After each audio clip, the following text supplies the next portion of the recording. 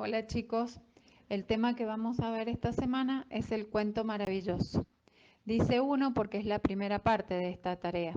La otra parte va a continuar la semana que viene.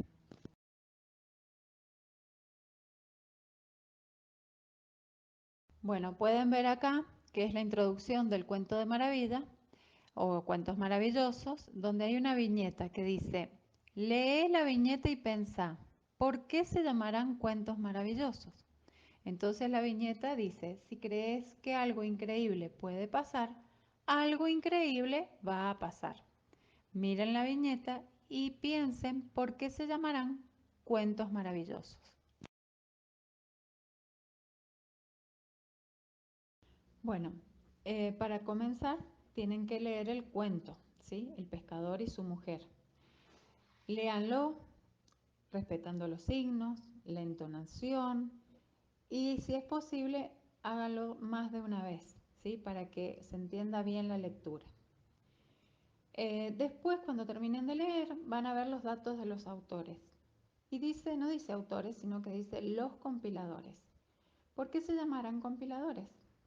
Porque los hermanos Grimm no escribieron cuentos ellos de creación propia, sino que lo que hacían era recopilar los cuentos de los habitantes de los pueblos que ellos escuchaban, historias que se narraban, y entonces sí, las escribieron, pero no fue creación de ellos, sino que escribieron lo que ellos ya escuchaban y que fueron transmitidos de generación en generación. Los relatos como Hansel y Gretel, Blancanieves, El sastrecillo valiente, y pueden investigar a ver qué otros cuentos y se van a sorprender todos los cuentos que recopilaron estos hermanos.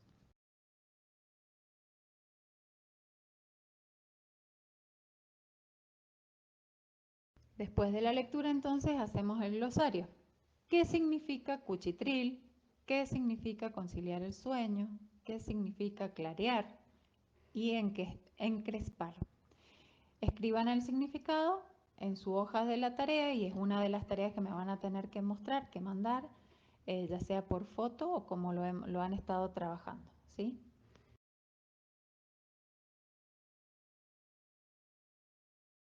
Ahora sí vamos a entrar al análisis del texto. La superestructura, el discurso social, la clase de texto, el tipo o trama, la intencionalidad y el lenguaje del texto que estamos leyendo. Esto lo vamos a aplicar durante todo el año en todos los textos que vayamos a leer, ¿sí?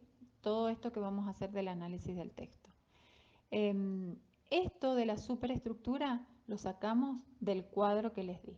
Y acá sí tenemos para analizar porque hay un texto, no como en la clase anterior, en la tarea anterior que me preguntaban de qué texto lo sacamos.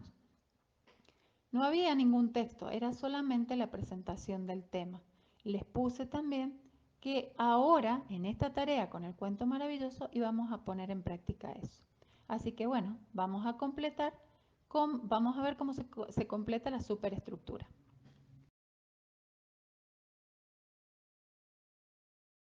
El discurso social se refiere a si lo que estamos leyendo es un texto literario o es un texto no literario. El texto literario, que lo tienen en la tarea anterior, tienen la diferenciación que dice que son las fábulas, los cuentos, las leyendas, mitos, poesías, ¿sí? Todas obras de teatro, todas esas son obras literarias, ¿sí? Las no literarias son las noticias, ¿sí? Las publicidades, las entrevistas, un relato histórico, ¿sí? Una nota de opinión. Entonces, ya tenemos diferenciado nuestro discurso social, si es literario o no literario. Creo que quedó claro que es un discurso social literario, ¿sí?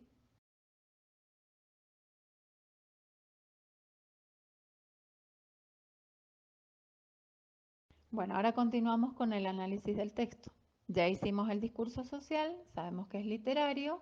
La clase de texto lo vamos a sacar del interior del cuadro. Vamos a ubicar donde dice cuento, porque ya sabemos que lo que leímos fue un cuento, ¿sí? Entonces, clase de texto, cuento. ¿Qué cuento? Cuento maravilloso, ¿sí? Después dice tipo o trama. Fíjense que está puesto con rojo igual que el otro cuadro. Cuento, ya lo ubicamos. Entonces con mi dedo voy a deslizarlo hacia la columna de tipo o trama. Me va a salir que es literaria. Entonces, eh, tipo o trama literaria. ¿Sí? Y después me pide la intencionalidad. Vuelvo a cuentos y miro hacia arriba, que es donde está discriminado todo lo que es la intencionalidad. Ahí dice estética. Entonces, para pasarlo en limpio, discurso social, literario, clase de texto, cuento maravilloso, tipo o trama, literaria, intencionalidad, estética. ¿Sí? ¿Qué lenguaje usó? Nos estaría faltando eso. Acuérdense que el lenguaje formal es cuando uno se habla hacia otra persona, se dirige como en la forma usted, ¿sí? El informal es cuando es el lenguaje con la familia o con los amigos. Entonces, hay una diferencia y creo que la deben haber entendido. El lenguaje es formal, ¿sí? No habla con un amigo, sino que se está refiriendo de manera formal a las personas que lo están leyendo.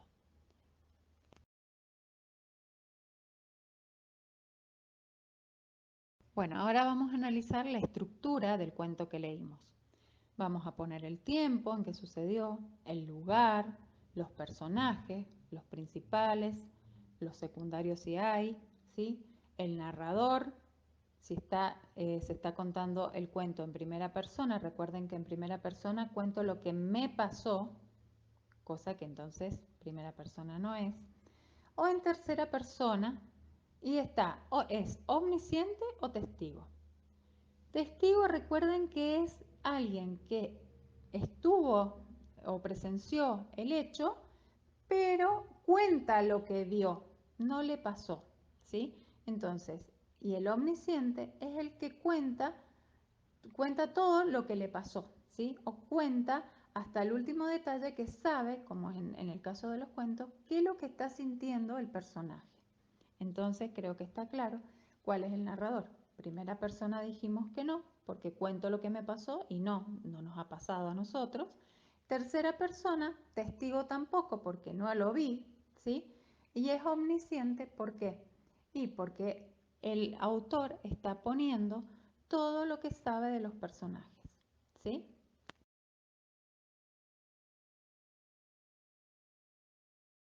Bueno, la última parte son los episodios, lo que ustedes ya conocen, el comienzo, el conflicto y el final del relato. Van a poner una explicación corta en cada uno, pero tiene que ser algo coherente, que cuando se lea haya una conexión entre las tres partes, ¿sí? Para eso se pueden ayudar con los conectores que hicieron en el cuadro de la tarea anterior. Y por último, la sucesión de hechos, que es el orden en que se presentan los hechos, ¿sí? Como lo hicieron en las películas, que también tenían un análisis en donde tenían varias oraciones y tenían que ordenar los hechos en el orden en cómo habían sucedido. Es eso mismo lo que tienen que hacer acá. Entonces, por último, para concluir, cada vez que hagamos análisis del texto, tenemos que analizar la superestructura, la estructura y los episodios. ¿Está? En cualquier texto que hagamos durante el año, como así también en los libros que están leyendo. Así que bueno, prestenle atención para poder hacerlo bien.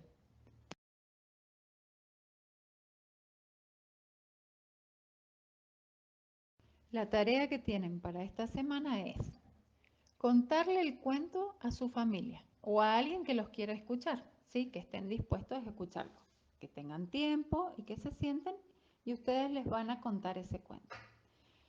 ¿Cómo lo van a hacer? Contándolo en forma oral, ¿sí? Y teniendo en cuenta la introducción, el nudo y el desenlace. Lo más completo que puedan, con la mayor cantidad de detalles posible para poder ejercitar mejor la memoria, ¿sí? El punto B dice completar los puntos 2 y 3. Eso es lo que me van a tener que entregar. el glosario y el análisis que hicieron del texto, la superestructura, la estructura y los episodios.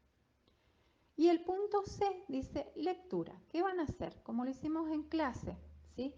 Elegir un párrafo. No me van a elegir un párrafo que tenga 2 oraciones, por favor, algo medianito, ¿sí? Elegir un párrafo del cuento. Se van a grabar en un audio y me lo van a mandar para que yo pueda escucharlos leer, ¿sí? Respetando signos y entonación. Si pueden, si pueden, empiecen a practicar a leer frente al espejo a ver cómo les va. Y en cada signo, mírense a